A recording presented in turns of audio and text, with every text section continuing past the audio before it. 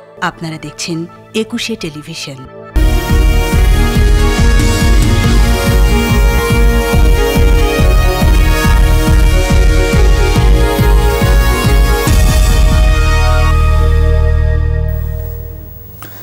শুভ সকাল।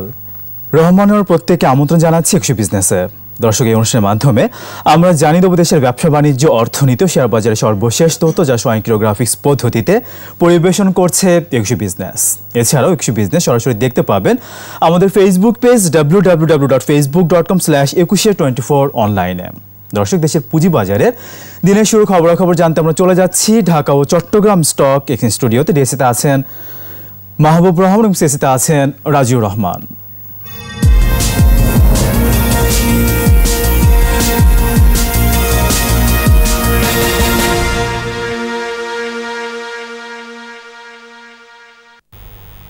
রহমান রনু, আপনাকে ধন্যবাদ। জানিয়ে দিচ্ছি এইমাত্র শুরু হয়ে গেল ঢাকা স্টক এক্সচেঞ্জের আজকের দিনের লেনদেন। এর সাথে আমি জানিয়ে দিচ্ছি এইমাত্র শুরু হয়ে গেল চিটাগং স্টক এক্সচেঞ্জের আজকের দিনের লেনদেন।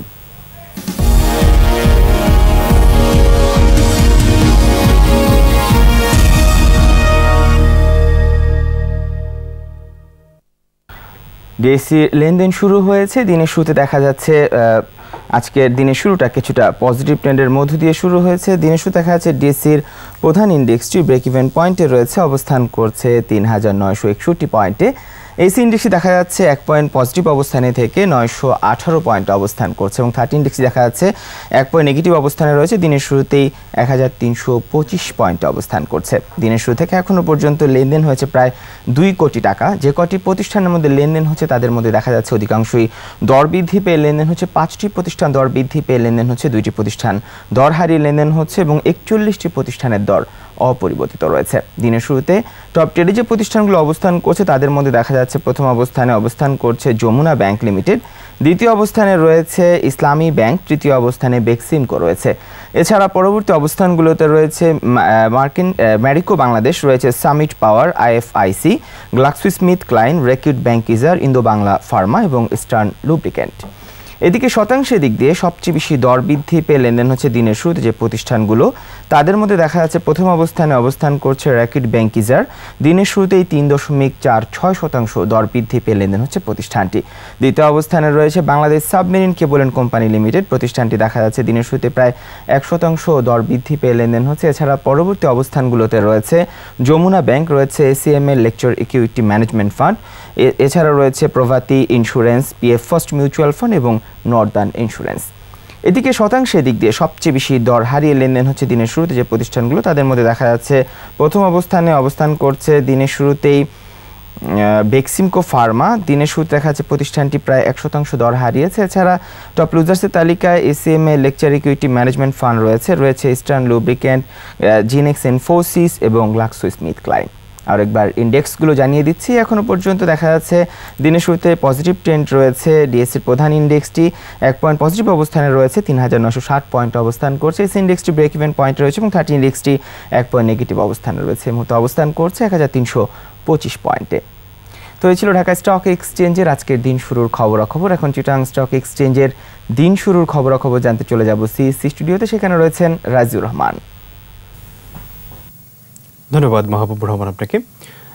সূচকের কিছুটা ঊর্ধ্বমুখী প্রবণতাই দেখা যাচ্ছে দিনের শুরুতেই চিটাগং স্টক এক্সচেঞ্জ এবং দিনের শুরুতেই সিএসসির প্রধান ইন্ডেক্সটি ব্রেক ইভেন পয়েন্টে রয়েছে, অবস্থান করছে ১১,২৪৩ পয়েন্টে। অন্যদিকে 30 ইন্ডেক্সটিও দেখা যাচ্ছে দিনের শুরুতে 1 পয়েন্ট বেড়েছে, ৯,৯১২ পয়েন্টে দাঁড়িয়েছে এবং দিনের শুরুতেই লেনদেনের পরিমাণ ছাড়িয়েছে ৯ লাখ টাকার বেশি। লেনদেন হওয়া প্রতিষ্ঠান এবং মিউচুয়াল ফান্ডগুলোর মধ্যে দিনের শুরুতেই দেখা যাচ্ছে অধিকাংশ প্রতিষ্ঠানেরই দর অপরিবর্তিত থেকে লেনদেন শুরু হয়েছে। এবং এই ছিল আমার কাছে থাকা চিটাগং স্টক এক্সচেঞ্জের দিন শুরু লেনদেনের খবরাখবর। এখন ফিরে যাচ্ছে ২১-এর মূল স্টুডিওতে। রাজিউর মাহবুব, আপনাদেরকে অনেক ধন্যবাদ। এবার দেখে নিচ্ছি দেশের পুঁজিবাজারে কিছু টুকরো খবর নিয়ে শেয়ার বাজার ফ্ল্যাশ। পুঁজিবাজারে তালিকাভুক্ত প্রতিষ্ঠান লিগ্যাসি ফুটওয়্যার ও যমুনা অয়েল লিমিটেডের পরিচালনা পর্ষদের সভা অনুষ্ঠিত হবে আজ ১৭ জুন। সভায় তৃতীয় প্রান্তিকের অনিরীক্ষিত আর্থিক প্রতিবেদন পর্যালোচনা করা হবে। পুঁজিবাজারে তালিকাভুক্ত প্রতিষ্ঠান অ্যাপেক্স ট্যানারি, আমরা নেটওয়ার্ক, আমরা টেকনোলজিস, নাভানা সিএনজি ও আফতাব অটোমোবাইলস লিমিটেডের পরিচালনা পর্ষদের সভা অনুষ্ঠিত হবে আগামীকাল 18 জুন। সভায় তৃতীয় প্রান্তিকের অনিরীক্ষিত আর্থিক প্রতিবেদন পর্যালোচনা করা হবে। পুঁজিবাজারে তালিকাভুক্ত প্রতিষ্ঠান পূবালী ব্যাংক, ফার্স্ট সিকিউরিটি ইসলামী ব্যাংক ও তাকাফুল ইসলামী ইন্স্যুরেন্স লিমিটেডের পরিচালনা পর্ষদের সভা অনুষ্ঠিত হবে আগামীকাল 18 জুন। সভায় 31 ডিসেম্বর 2019 সমাপ্ত বছরের জন্য ডিভিডেন্ডের সুপারিশ আসতে পারে। পুঁজিবাজারে তালিকাভুক্ত প্রতিষ্ঠান উসমানিয়া গ্লাস শিট লিমিটেডের পরিচালনা পর্ষদের সভা অনুষ্ঠিত হবে আগামী 21 জুন। সভায় তৃতীয় প্রান্তিকের অনিরীক্ষিত আর্থিক প্রতিবেদন পর্যালোচনা করা হবে। পুঁজিবাজারে তালিকাভুক্ত প্রতিষ্ঠান বাংলাদেশ ন্যাশনাল ইন্স্যুরেন্স ও দ্য সিটি ব্যাংক লিমিটেডের পরিচালনা পর্ষদের সভা অনুষ্ঠিত হবে আগামী 22 জুন। সভায় 31 ডিসেম্বর 2019 সমাপ্ত বছরের জন্য ডিভিডেন্ডের সুপারিশ আসতে পারে। পুঁজিবাজারে তালিকাভুক্ত প্রতিষ্ঠান ঢাকা ব্যাংক লিমিটেডের পরিচালনা পর্ষদের সভা অনুষ্ঠিত হবে আগামী 23 জুন। সভায় 31 ডিসেম্বর 2019 সমাপ্ত বছরের জন্য ডিভিডেন্ডের সুপারিশ আসতে পারে। পুঁজিবাজারে তালিকাভুক্ত প্রতিষ্ঠান আইএফআইসি ব্যাংক লিমিটেডের পরিচালনা পর্ষদের সভা অনুষ্ঠিত হবে আগামী 24 জুন। সভায় 31 ডিসেম্বর 2019 সমাপ্ত বছরের জন্য ডিভিডেন্ডের সুপারিশ আসতে পারে।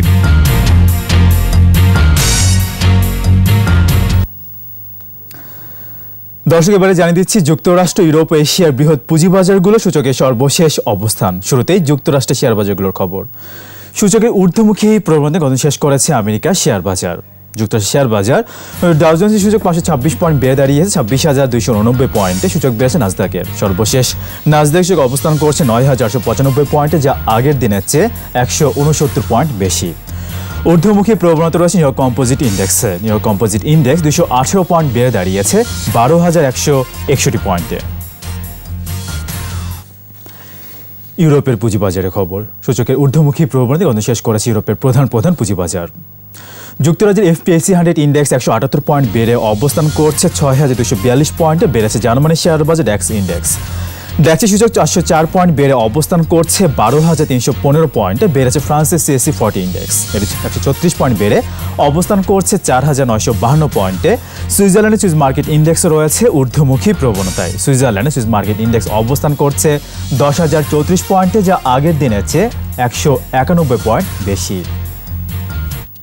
এবার এশিয়ার পুঁজিবাজারের খবর। সূচকের নিম্নমুখী প্রবণতা রয়েছে এশিয়ার প্রধান পুঁজিবাজারে। জাপানের শেয়ার বাজার নিক্কি সূচক 167 পয়েন্ট কমে দাঁড়িয়েছে 22,414 পয়েন্টে। কমেছে হংকংয়ের শেয়ার বাজার হ্যাংসেংয়ের সূচক। হ্যাংসেংয়ের সূচক 6 পয়েন্ট কমে অবস্থান করছে 24,337 পয়েন্টে। কমেছে সিঙ্গাপুর STI সূচকও। STI সূচক 4 পয়েন্ট কমে দাঁড়িয়েছে 2,661 পয়েন্টে। চীনের শেয়ার বাজার সাংহাই কম্পোজিট ইন্ডেক্স 5 পয়েন্ট কমে অবস্থান করছে 2,926 পয়েন্টে। বোম্বে সেন্সেক্স 30 ইন্ডেক্সকে দেখা যাচ্ছে নিম্নমুখী প্রবণতায়। বোম্বে সেন্সেক্স 30 ইন্ডেক্স সূচক 376 পয়েন্ট কমে অবস্থান করছে 33,605 পয়েন্টে। কমেছে থাইল্যান্ডে থাই স্টক এক্সচেঞ্জ সূচক। এটি 3 পয়েন্ট কমে অবস্থান করছে 1,363 পয়েন্টে। দর্শক, এবার নিচ্ছে একটা বিরতি। ফিরে আসবো একটু পরে, আমাদের সঙ্গেই থাকুন।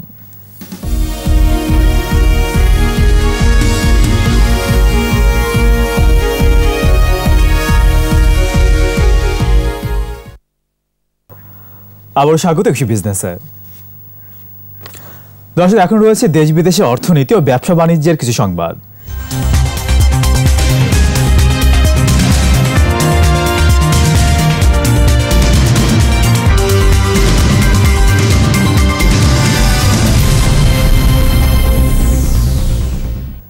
করোনার বাস্তবতায় আসছে অর্থ বছরের বাজেটে কর আদায়ে এনবিআরকে যে লক্ষ্য দেওয়া হয়েছে তা পূরণ করা অসম্ভব বলেই মনে করছেন অর্থনীতিবিদদের, পাশাপাশি সাবেক এনবিআর চেয়ারম্যানও। এতে বাজেটের আয় ব্যয়ের পার্থক্য আরও বাড়বে বলে সতর্ক করেছেন তারা। তবে আয়কর ও ভ্যাট ব্যবস্থার সংস্কারের উদ্যোগে আশার আলো দেখছে এনবিআর। মেহেদী হাসানের রিপোর্ট। স্বাভাবিক জীবন, সরকারের আয় ব্যয়ের বাৎসরিক হিসাব জাতীয় বাজেট। বিভিন্ন খাত থেকে আয় করে জনগণের কল্যাণে ব্যয় করে থাকে সরকার, আর এই আয়ের সবচেয়ে বড় অংশ কর। আমি 2020-2021 করোনা সংকট মোকাবেলায় টাকা খরচ করতে হবে সরকারকে। ফলে 2020-21 অর্থ বছরের জন্য প্রস্তাব করা হয়েছে 5,68,000 কোটি টাকার বাজেট। বিভিন্ন খাতে বেড়েছে বরাদ্দ। আয়ের লক্ষ্য ৩,৮২,০০০ কোটি টাকা।